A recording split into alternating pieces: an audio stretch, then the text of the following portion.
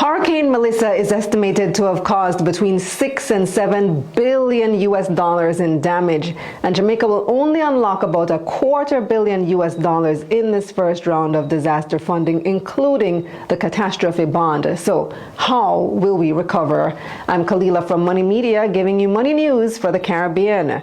Early estimates put the damages from Hurricane Melissa at 6 to 7 billion USD. That's about $1 trillion Jamaican dollars, which is about the amount that the government usually spends for the entire country in a normal year. It's also about 28 to 32% of GDP. That's about 1/3 of the country's national output.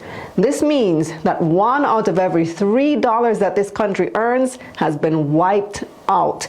And with two major industries down, tourism and agriculture, and at least half the country still without power, our productive capacity and earnings are also going down.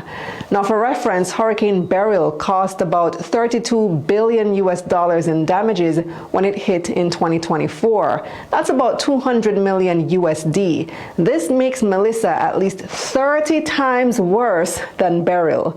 Beryl affected the economy for about 2 quarters, 6 months-ish. Recovery from Melissa may take several years. According to Prime Minister Andrew Holness, Melissa's damage to the economy was also worse than the infamous Hurricane Gilbert, which tore through Jamaica in 1988. Now, in the short to medium term, there are several sources of aid and disaster funding. The first is the catastrophe bond that I'm sure you've heard about by now. The CAT bond is basically an insurance policy. Jamaica paid premiums every year, and now that the worst has happened, we'll get the payout of 150 million USD, or 24 billion Jamaican dollars. And I've seen questions about this. No, we won't have to repay this money. It's basically insurance. Once we keep paying the premiums, we'll have access, unless of course the bondholders decide it's too risky and they don't want to renew. Jamaica is also set to receive about 71 million USD from the Caribbean Catastrophe Risk Insurance Facility, CRIF. That's the largest payout in its history. Then there's the contingency fund that the government sets aside for natural disasters. We can access 5.3 billion JMD from that, or 33 million US. The government will also get another billion Jamaican dollars from the Natural Disaster Reserve Fund.